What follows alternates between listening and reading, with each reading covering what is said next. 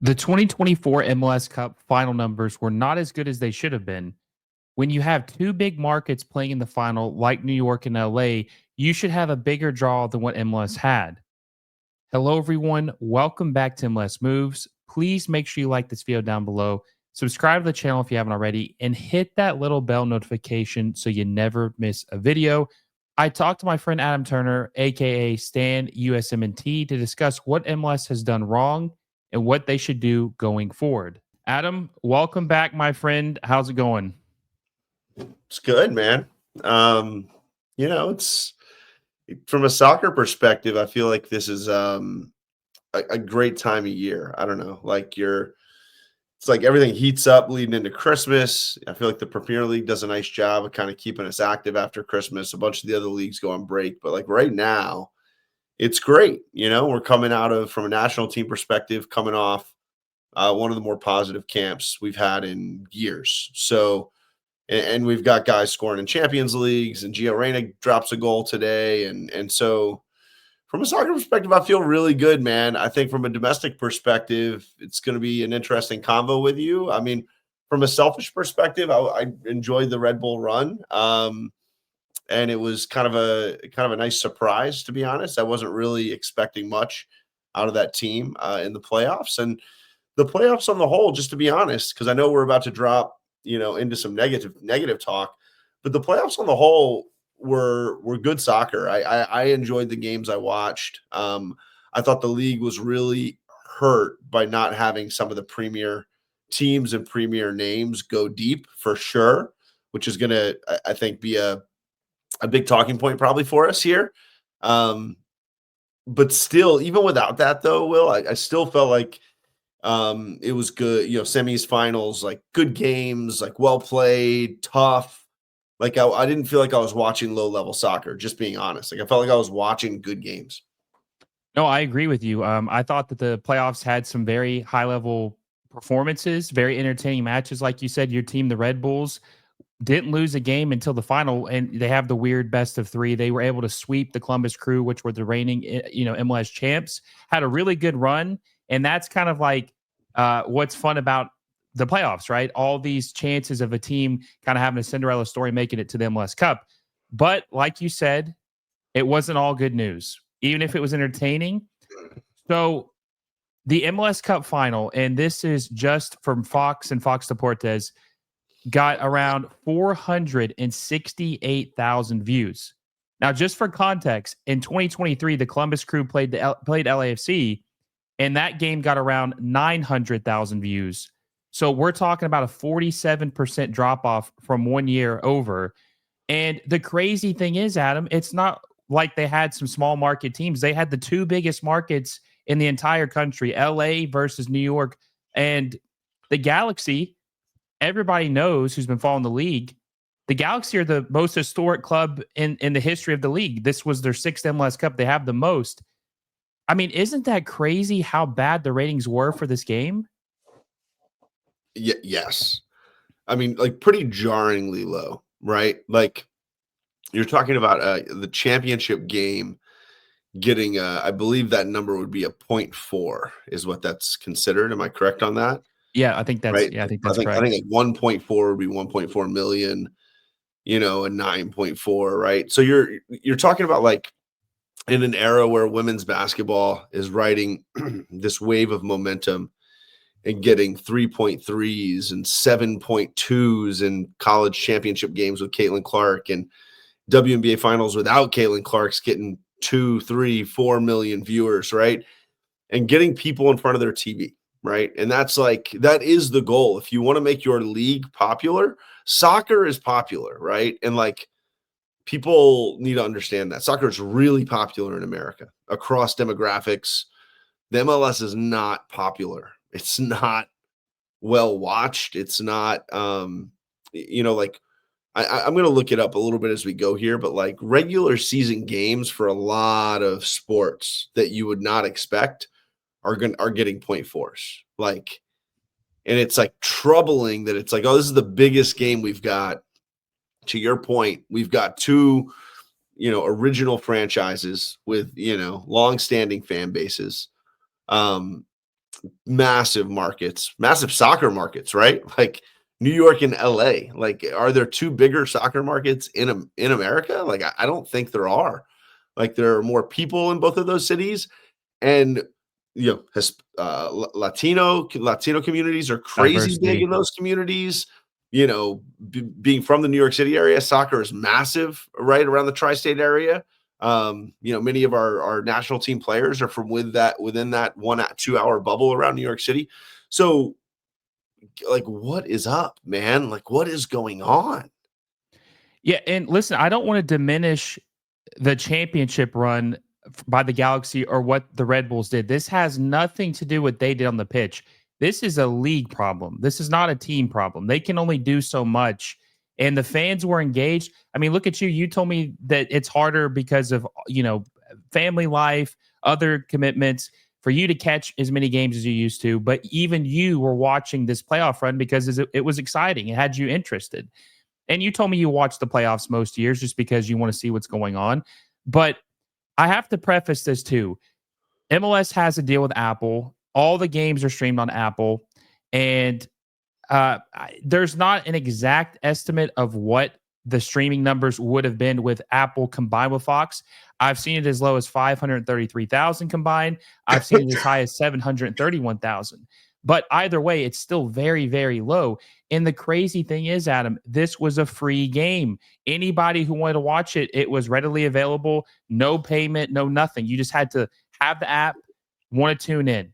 The question is, man, like, this could be probably an hours and hours discussion, but they are failing to capture, like you said, this average American soccer fan who loves the game, but for some reason they just don't want to watch Major League Soccer. Even when the game's free, they don't want to watch it. Yeah, and I mean, I'll be honest with you. The hardcore MLS fan base, right, which you're a part of. I mean, you're intermingled in this fan base. I'm not. I'm definitely a little bit more on the outside of it.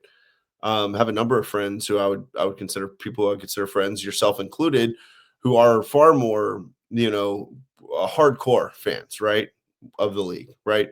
And I'll be honest with you, I find a lot of that community of hardcore fans, um, they just kind of put me off. Like, I'll just be honest with you. It's like, you're annoying because you don't like this. And it's like, man, that's just not the way to ever get anyone to like what you like, right? And in a way, I think it's kind of like liking a niche rock band where it's like you kind of don't want anyone else to like it. A part of you kind of doesn't even want that. I'm not saying you personally, but like, you know what I'm saying? Like the people who like the band who's independent, right? They actually hate when that band gets popular. A lot of fans, right? They're like, damn it, like they went mainstream and everybody likes them now, and you weren't there. And it's like there's just a little bit of that kind of, douchiness, to be honest, a little douchey, like little like and I think Euro soccer fans have the same kind of thing in a different way. Like I'm not going to say I like see those people as all perfect either, but man, we need to be really inclusive with the MLS, and it needs to not be like, oh, you're critiquing the league, like you just hate it. You're just a hater. You like, and it's like, no, man, like I would love for a soccer league in the United States to draw my attention and everyone's attention in a massive way, right?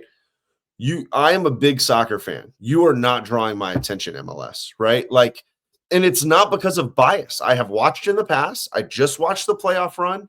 Like, if you can figure out how to get a product in front of me that's going to draw me in some way, shape, You've or been to form, and games? there's a million ways to do that. Yeah. Like, then I'm going to come in, right? Like WNBA has done that. And granted, I've got a daughter who plays basketball and I'm coaching third and fourth grade girls basketball, but like, I think the WNBA and women's basketball, with Caitlin Clark leading the charge, they've done that for a lot of Americans right now. Now, whether people stay and how long they stay, I don't know, but like they've drawn people in, right? Like they've drawn people in a big way. Like they had their 11 most viewed games this season, right? And I do think you need to kind of look at that if you're MLS and go, okay, they had Caitlin Clark. We have Messi.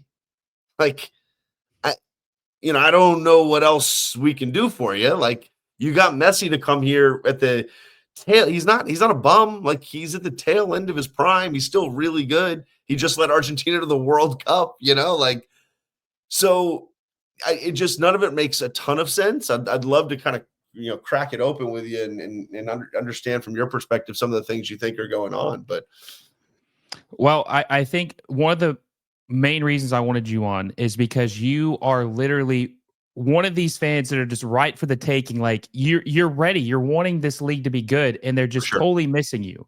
You're right there. Like you said, WNBA, Caitlin Clark kind of opened up a whole new fan base and attention for the WNBA. And they have Lionel Messi, man, the biggest star in the global game, right? He is the biggest there is. There's no one bigger than him. Maybe Ronaldo, but I think Messi still has him beat. And honestly, Adam, the craziest part is, how do you fumble the bag when you have someone like Messi as the face of your league? It just feels like when you look at him being here the last 18 months, they have completely missed on this opportunity. And it's not a lack for marketing. I think the Apple TV deal, more specifically, is aging poorly. The reason why the Apple TV deal is aging poorly is not because Apple's a bad company, not because the production's bad, nothing like that. It's more of Apple TV doesn't do a good enough job of promoting itself. Their viewership for their original series is not good. Their numbers are not good. I think they only said 25 million people subscribe to Apple, and there's like 170 million people that subscribe to Netflix. So that's a huge difference. So the problem is they're putting all this work on MLS to promote their league, and MLS has always been bad at promoting their league. They've never been good at it. So they don't really have a good partner who is kind of like iron sharpening iron. They got a platform. I use the analogy of like they're renting a room from Apple. They don't really have a relationship. They're just a roommate. And they need something better than that, man. Don Garber said at one point this season that they have probably 1 million people on a Saturday watch games. That's not really good when you consider there's 14 games. You're only getting 1 million viewers when you have 14 different matches being played. That's not very good. So I think they jumped the gun on this Apple TV deal because they thought streaming's the future. We all know streaming is going to be the future, but MLS is just not there as a league yet to where people are going to move there to support the league. It's still very casual. They don't have a strong base like you need. I mean, the only leagues that would really do good in a only streaming situation would be the NFL, the Premier League, the top European soccer leagues, NBA, MLB. But MLS wasn't there yet to really be a desirable league for streaming only. yeah, agreed, right? So here's the thing, right? Nobody is just on Apple scrolling. Like, I mean, I don't want to say no one, very few people, right? I open up Netflix and I scroll, right? I go on my whatever TV provider and I scroll sometimes. Hey, what's on? Let me see. What's on Netflix? I open up ESPN Plus. What's on? Like, any games on? Anything? Any Bundesliga? Let me check that out. All right, yeah, let me check this out. Like, now you can make the argument, right? Well, Adam, you watch Serie A, and that's on Paramount Plus. You don't go on Paramount Plus and scroll. Very true. I don't. Right? You watch Champions League on Paramount Plus. You don't scroll on Paramount Plus. That's true. You go to Peacock and you watch Premier League. You don't scroll on Peacock. All that's true, right? I think that what those leagues have done, what the Premier League's done, what mainly my love for USMNT soccer more than anything, honestly. I'll watch some other games, but mainly I'm going to invest most of my time into watching our guys, and then I also watch the other teams they're playing at the same time, right? It's great. It's like, oh, AC Milan's playing, Napoli. All right, cool. Not really anybody I'm tracking on Napoli, but let me check them out because Pulisic's playing them, right? So what's gotten me to find apps to find soccer is a passion, right? Or I'll find some games on the apps I open up to scroll. Okay. So Apple Plus has like a double uphill climb, right? They're not on an app that people scroll, and they have a very niche fan base that will seek out Apple Plus to find them, and everyone else won't, right? So as of right now, no one is just randomly finding an MLS game, okay? And the fans of MLS are seeking it out on Apple Plus, but no one else really is, right? I'm not. I'll be honest with you, Will. Year one, I watched a bunch of the free games on Apple Plus. I've watched very few this year. A couple. I watched a couple Red Bull things that were on there, and a couple maybe when Messi came back. I can't even remember. But like, I did not watch much. I'll tell you that. Like, it was kind of a rarity, and that's problematic for the league that they don't have their product in a place that can easily be found. I think I'll give you these two thoughts, right? The two I've mentioned WNBA. I think the other league in America that you could say, let's do a case study on this and let's figure out how they did it is F1, right?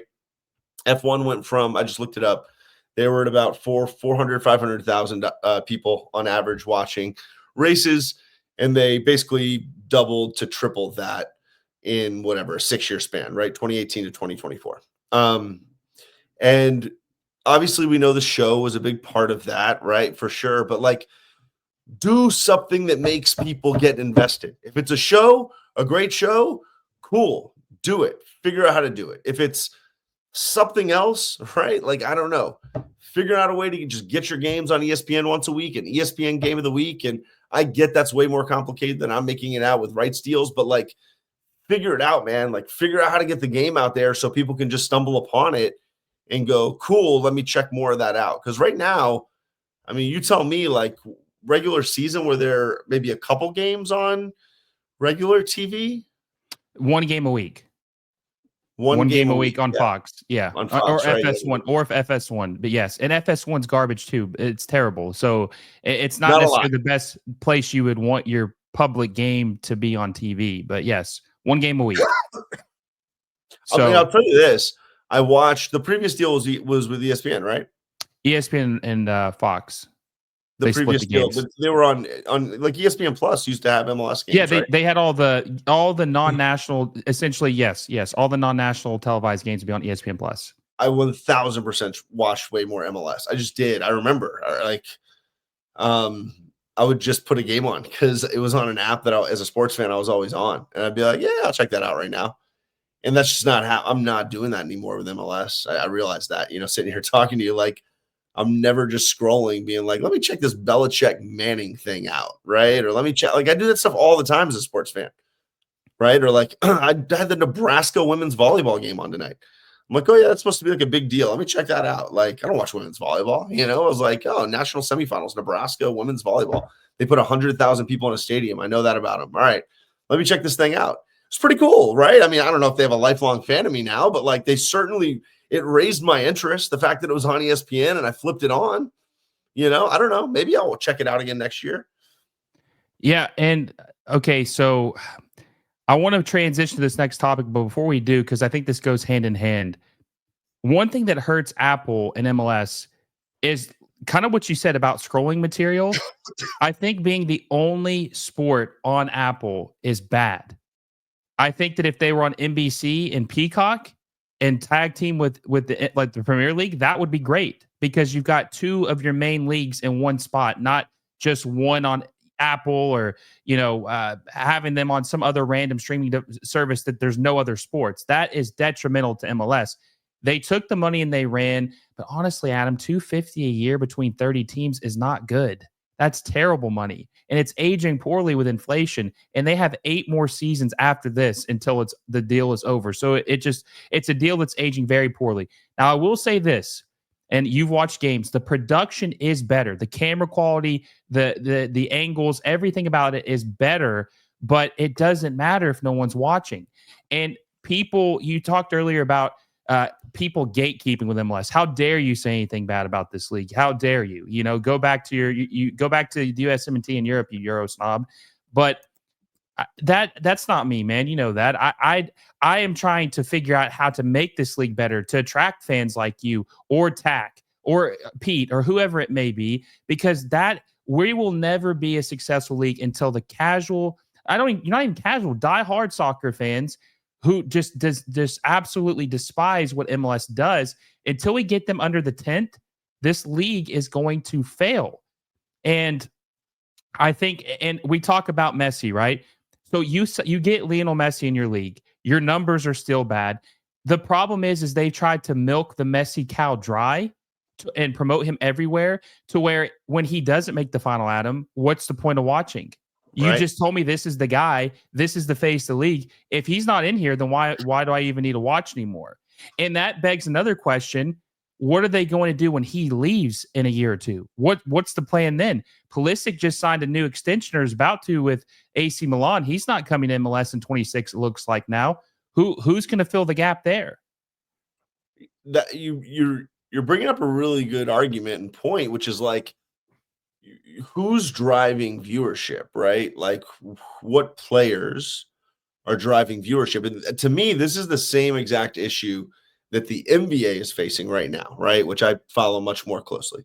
I think the NBA is going to have some trouble here in the next couple of years from a viewership standpoint, right? You've got this era of guys, LeBron, KD, Steph, who were, viewership magnets, right? Like big draws for a decade plus. They're all kind of aging out at the same time. And there's no one else who's up next in the NBA who's a massive draw. They're good players, right? It's not like there's a wealth of talent, but there's no one that's like a draw right now, right? If you look at the guys who have won MVP, Jokic, and a lot of them are foreign, which is also problematic, just being honest. Like, not my problem, but I think it's problematic from a viewership standpoint, right? Giannis, Jokic, Embiid, Doncic, right?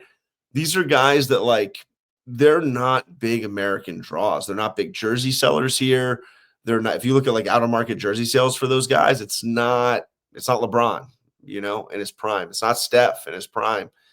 And so I want to circle it back because I think it matters, right? Like having marquee names that people want to watch and are draws in sports is a massive deal, right?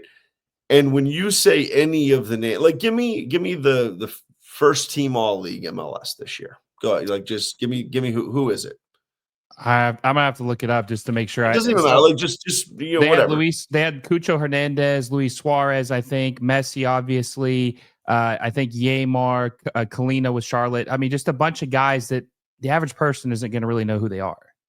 And that's my point, right? And like you and I, right? We're on soccer Twitter, so I mean, we're seeing Cucho clips all the time. Like, so we learn who those guys are, right? But if you're more of an average viewer, right? You're going to flip on the average MLS game, or you're going to go to FotMob and you're going to look at the lineup and you're going to go, who the fuck is playing? That's just honesty, right? Like, yeah.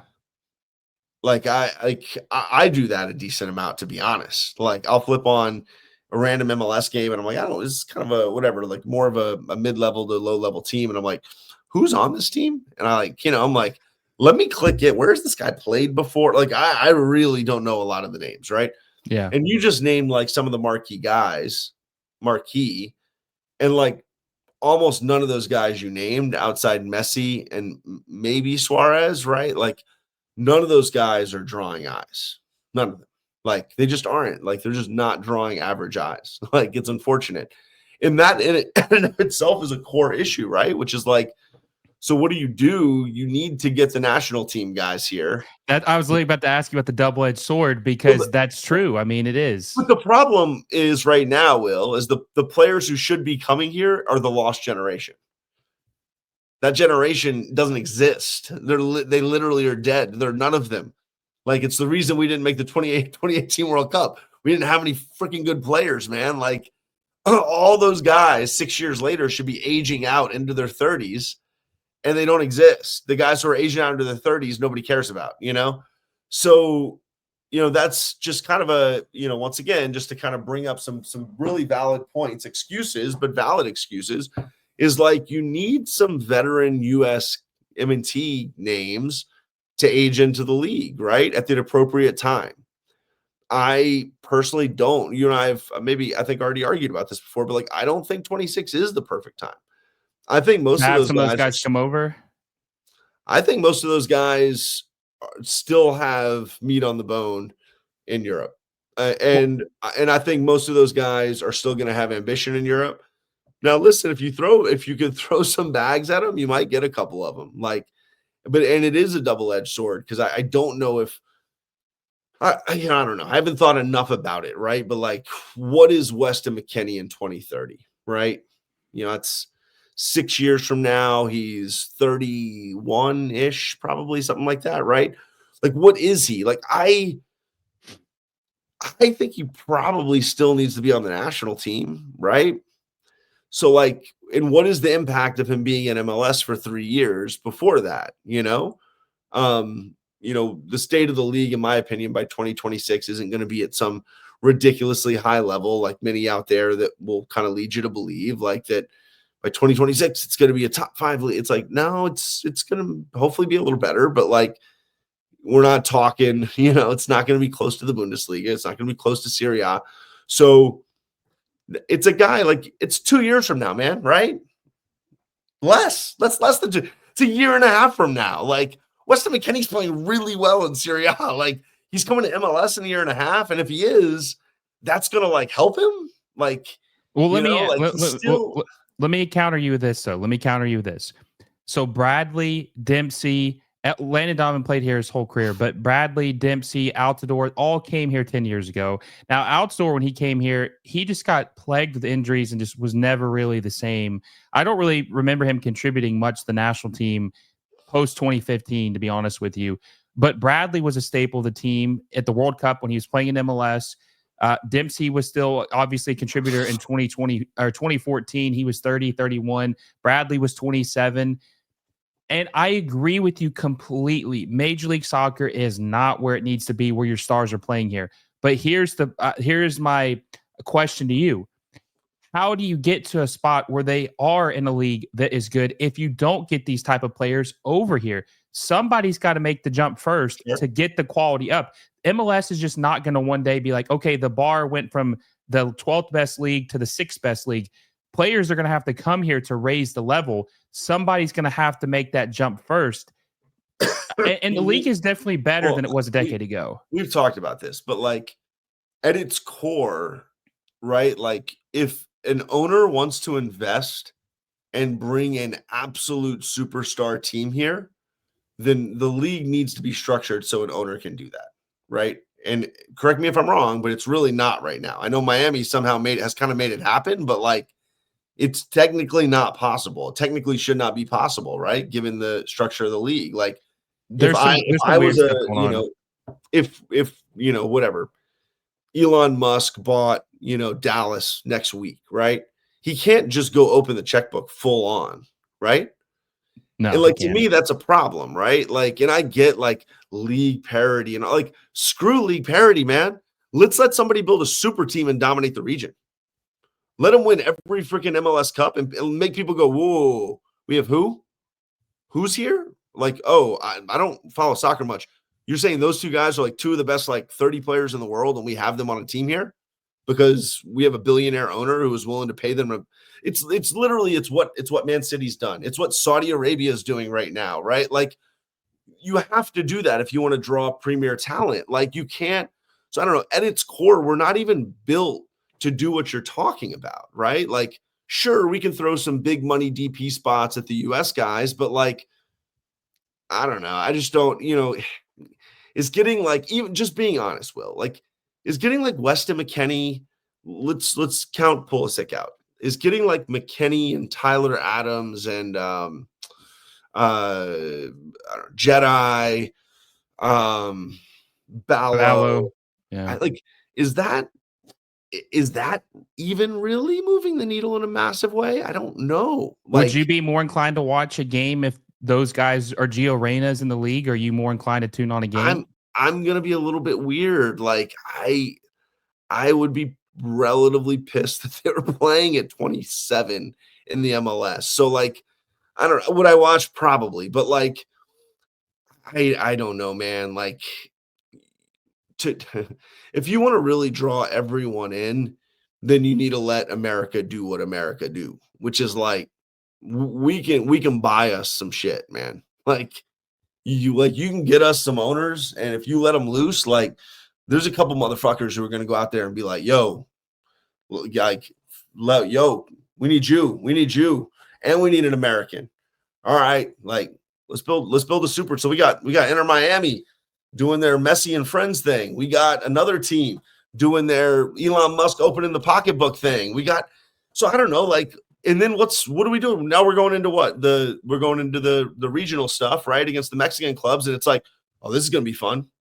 Like, US has bought some dudes. Like, let me read you this comment real quick, because I think you'll think this is funny. This is what my good friend USMNT thoughts. I'm pretty sure you follow him too, Vince Maduri. I'm sure you saw the rumors that the Seattle Sounders are rumored to get Jesus Ferreira, and they're also rumored to get Paul Arriola, which are like C team level USMNT players. This is hilarious. Yeah. Okay, putting the band back together. Absolutely. I'm surprised they didn't go Chicago with Berhalter. He said Seattle wants to be Bayern Munich of MLS, where all the Americans play, but only if Bayern only could recruit the shitty Germans no fan wanted on their team. Yeah, that's pretty good. Yeah, I mean, it's true though. I mean, they're not getting A-listers. They're getting a bunch of C-listers who are just MLS lifers that no one's watching Seattle because of Jesus Ferreira. I mean, let's be honest. Yeah. What you're talking about right now is like the depressing version of what I'm trying to explain. Yes. You know, like I want a team to go out and get Messi, right, or the next version of Messi, the guy who's 34 and retire. You know, like, yeah, sure, I'll go to US and make a bag and expand my brand and live in LA, live in a cool city, and then, you know, like, because the real power of that is, like, we've seen it with Messi, right?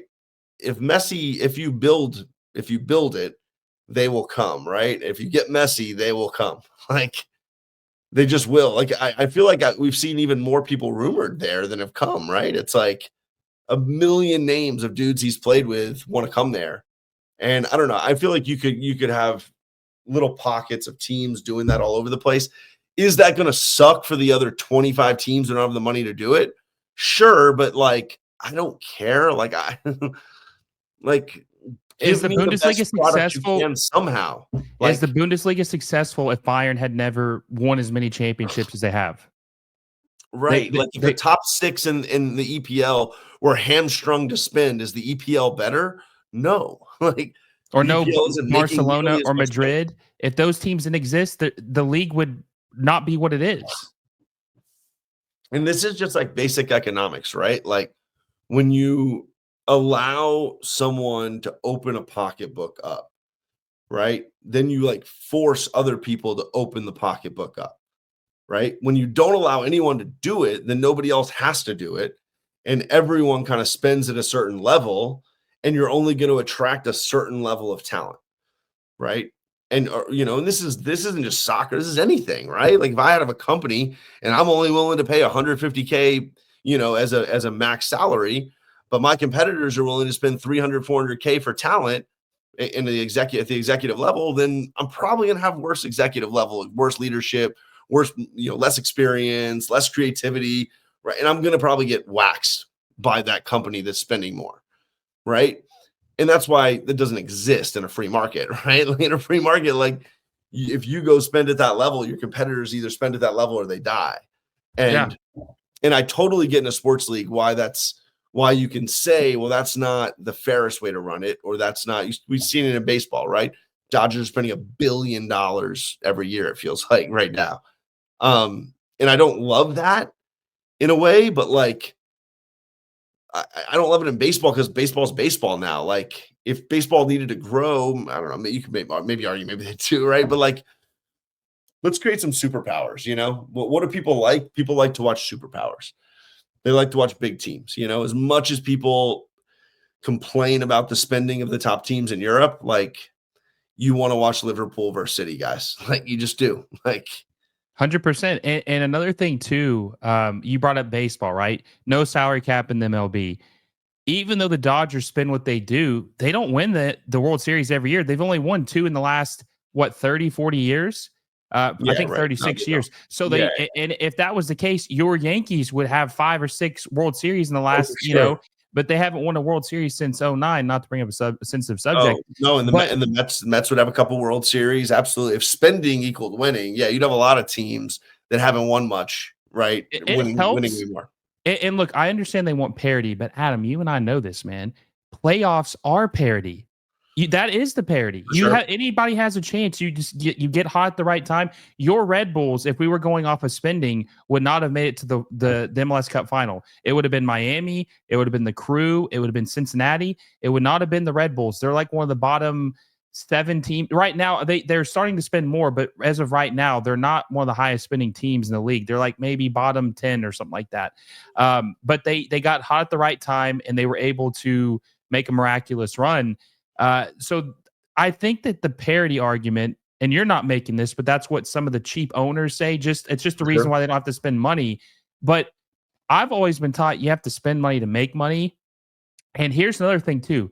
Let's say Sporting Kansas City, a team that is incredibly cheap. They don't want to spend like other MLS teams or modern MLS teams. What do they have to lose when there is no promotion relegation? Them being bad, there is no punishment. They're not going anywhere. They're going to collect the same check that every other team does from a media rights deal, from any type of apparel deal, or any type of sponsorship. So what do they have to lose with letting other teams spend? There's no downfall to it, I don't think. I mean, because you can't get promoted or relegated. Yep. Yeah.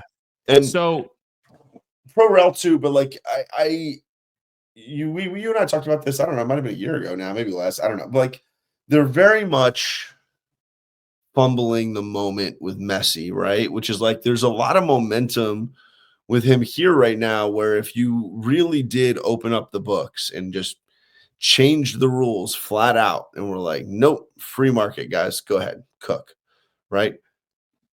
I think you could draw other people here right now. I just think you could draw. There's good momentum between this and the World Cup, and like there's just great soccer momentum in the United States.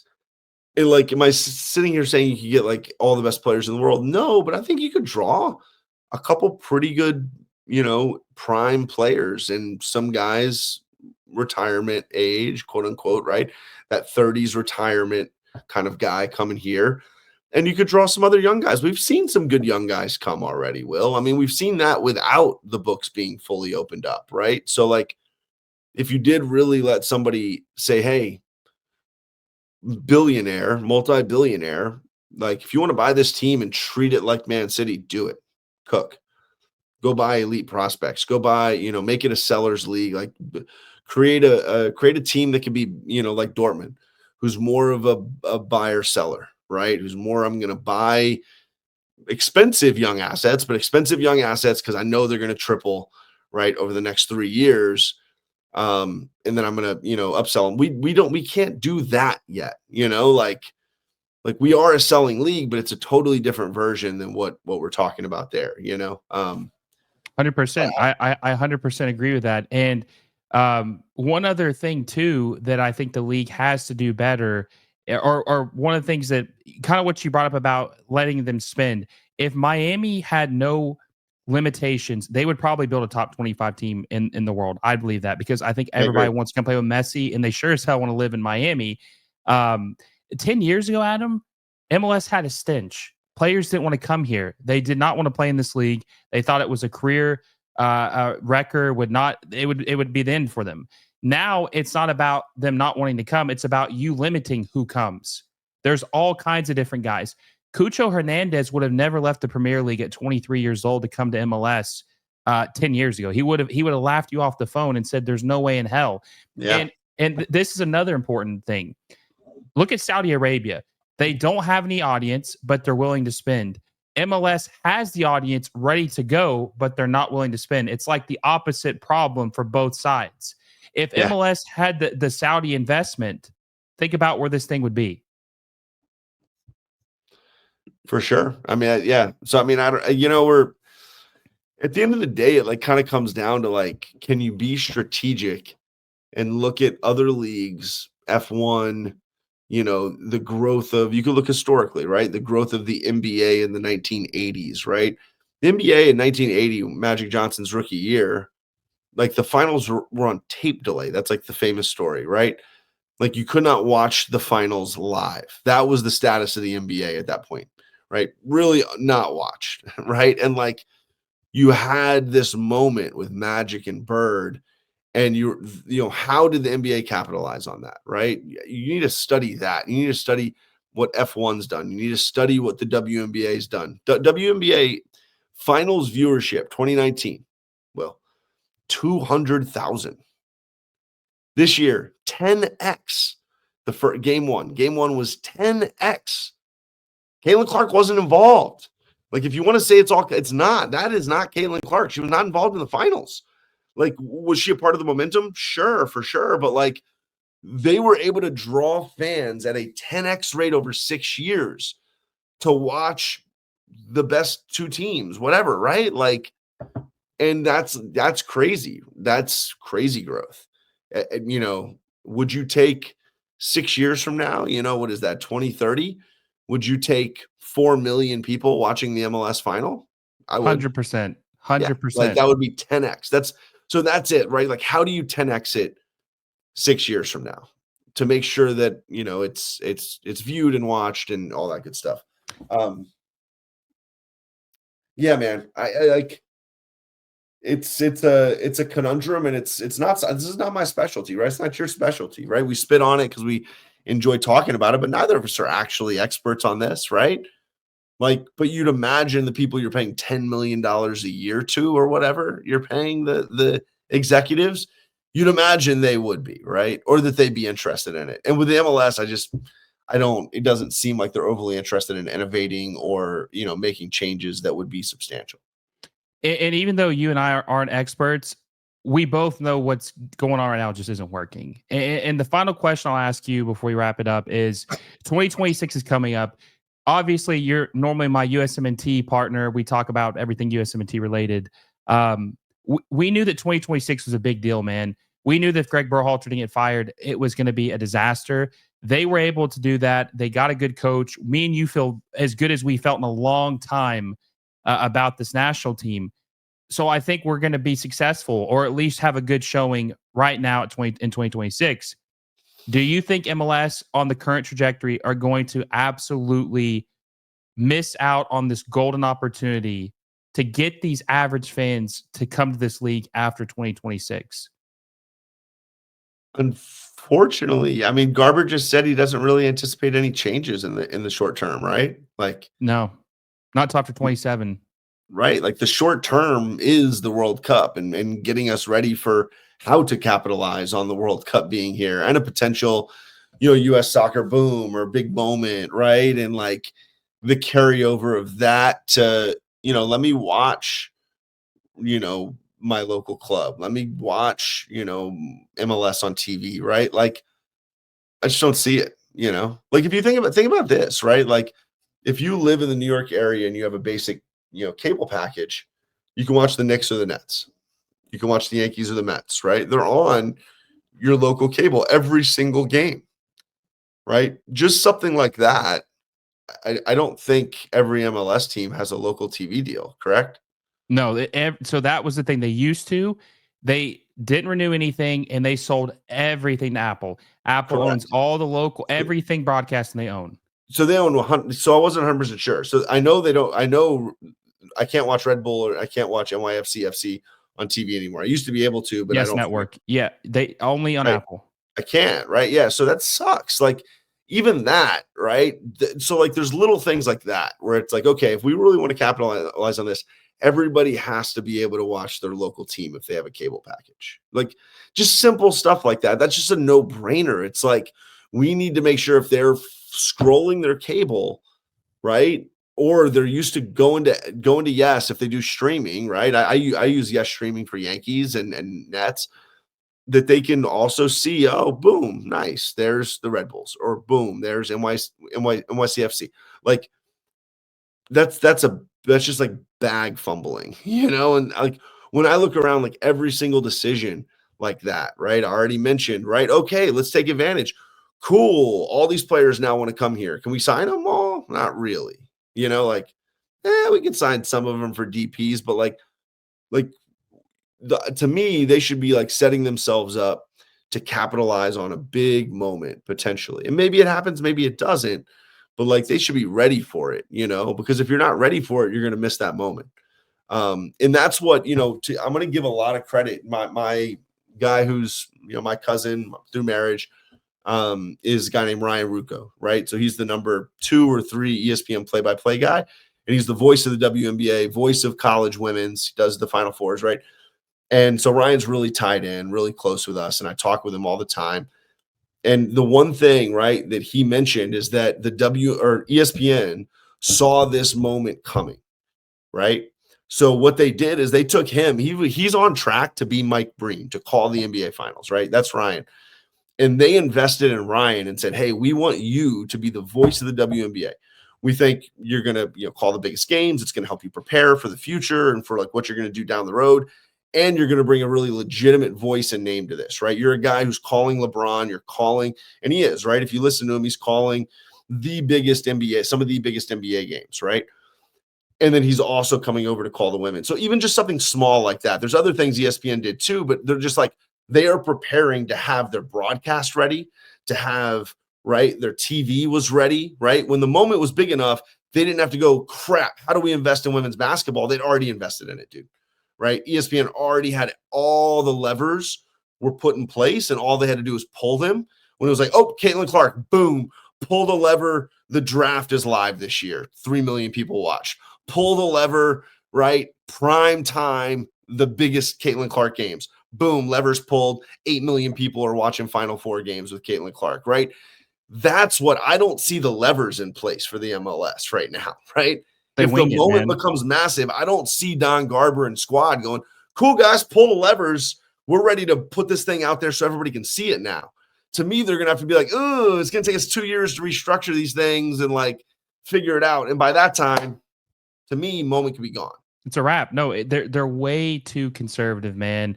And like I said, you and I could probably make hours of videos of like all their shortcomings, what they could do. But this is what I'll say. This is my final thoughts. As it currently stands, MLS is in trouble. The Apple TV deal has been a complete and utter flop, disaster, whatever, however you want to describe it, is not working. It is tuning out fans. I've got friends who are MLS lifers who are totally disengaged the league because of this deal. We will see what happens. It's not looking good, but I'm going to keep pressing forward, giving my opinion, having people like you on to really talk about the issues, man, because shut up and following is not going to do anything. And maybe this doesn't either, but at least we're trying to do something. It's exactly right, right? Conversations, big, small, anywhere in the middle, right? Like those are the things that lead to change. What doesn't lead to change is not talking about it or saying, shut up, there's no point, right? Like to have a conversation, talk with your friends about it, talk with other fans about it, right? Eventually all that stuff just kind of can snowball to a point where, if you look at the Berhalter thing, like Greg Berhalter doesn't get fired if it doesn't snowball like that, right? We put the pressure, yeah, because there's like a million people didn't like Greg Berhalter before that, right? It was the fact that like everyone was having conversations during the Copa, after the Copa, and all of a sudden it just got so big that it was very obvious that the pressure had like intensified, right? And was like, whoa, just pressing against them. And that all came from small combos, right? That rolled into bigger combos, that rolled into people on Twitter talking to each other, into, XYZ, right? And this is the same way, right? Like it's not big enough now. There's not enough pressure now. But if somebody like you, who's a diehard lifelong fan of the league, is pressurizing, right? And then there's a lot of MLS pods out there who aren't right now, But if some of those slowly realize, oh, crap, this isn't the deal. I actually do need to go ahead and speak out against this, right? Little by little, like I said, little by little, that snowball starts rolling down the hill and it gets bigger and bigger and bigger. And that's what needs to happen. And unfortunately, it's not going to happen before 26. Maybe after 26, people will realize that stuff really isn't in the place it needs to be with the league, and there are some big wholesale changes that need to happen. I agree, man. I agree. Listen, I appreciate you coming on talking this with me. We talked a lot about when Greg Berhalter was had the fire under his ass, and we were trying to get him trying to make a change because we expected better. Hopefully, something will come out of this, man. But Adam, before I let you go, where can the people follow you out on Twitter, X, or whatever you want to call it, Instagram? Where can the people follow you at? Blue Sky. I don't do Blue Sky, but Blue Sky. Stan, or is that what it's called? Whatever it's called. Stan USMNT. It's right there. Yeah, and yeah, comment. Throw some comments in there. Be kind. Be kind with your critiques. Critique hard, but don't be an asshole about it. I love arguing, and I've got a bunch of people who are critiquing me constantly. So I love debating, and look forward to debating anybody out there who wants to just throw a comment my way. Go heckle him a little bit, but not too much. Yeah, sure. Give him a little debate. Adam, I appreciate it, man. Until next time, guys, I will see you all soon.